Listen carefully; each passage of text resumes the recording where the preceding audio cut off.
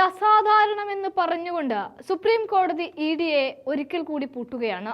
ഇത്തവണ ഹൈക്കോടതിയുടെ അവിചാരിതമായ വിധിയെ ചോദ്യം ചെയ്തുകൊണ്ടാണ് സുപ്രീം കോടതി ഇഡിക്ക് മറുപടി കൊടുത്തത്. വിഷയം കെജ്രിവാളിന് നൽകിയ ജാമ്യം സ്റ്റേ ചെയ്തത് തന്നെയാണ്. ജാമ്യം അനുവദിച്ചതിന്റെ പിന്നാലെ ആദ്യ ദിവസം തന്നെ വിധിയെ ചോദ്യം ചെയ്യുന്നത് അസാധാരണമാണ്. ജാമ്യ ഉത്തരവ് പുറത്തിറങ്ങും മുൻപാണ് ഇഡി വിധി ചോദ്യം ചെയ്തത്. വിചാരണ കോടതിയിൽ നിന്ന് അനുകൂല ഉത്തരവുണ്ടായിട്ടും പുറത്തിറങ്ങാനായില്ല.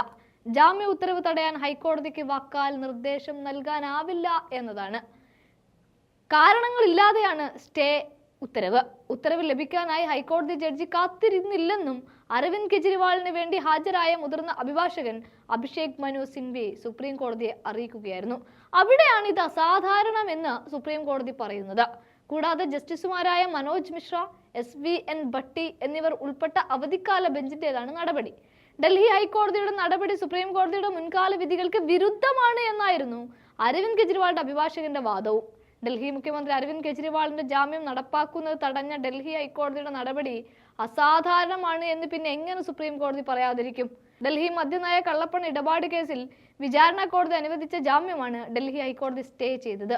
ഇത് ചോദ്യം ചെയ്ത് ഡൽഹി മുഖ്യമന്ത്രി അരവിന്ദ് കെജ്രിവാൾ നൽകിയ ഹർജിയിലാണ് സുപ്രീം കോടതിയുടെ ഇത്തരത്തിലുള്ള നിരീക്ഷണവും. ഡൽഹി ഹൈക്കോടതിയുടെ ഉത്തരവ് പുറത്തിറങ്ങും മുൻപ് തീരുമാനം എടുക്കുന്നില്ല, അതായത് ഇതൊന്നും തൽക്കാലം ഇപ്പോൾ തുറന്നു നോക്കുന്നില്ല എന്നും സുപ്രീം കോടതി പറയുകയും ചെയ്യുന്നുണ്ട്.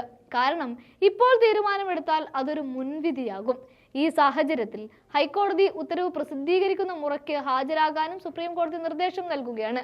എന്താണെങ്കിലും ഹൈക്കോടതി നിങ്ങളുടെ നിലപാട് അത് ഇഡിക്ക് അനുകൂലമായ രൂപത്തിൽ കെജ്രിവാളിനെ വീണ്ടും തുറങ്കിലടച്ച് അവിടെ തന്നെ ഇരുത്താനുള്ള ആ ഭാവമുണ്ടല്ലോ, അത് അസാധാരണമാണ് എന്ന് തന്നെയാണ് സുപ്രീം കോടതി പറഞ്ഞു വെക്കുന്നത്.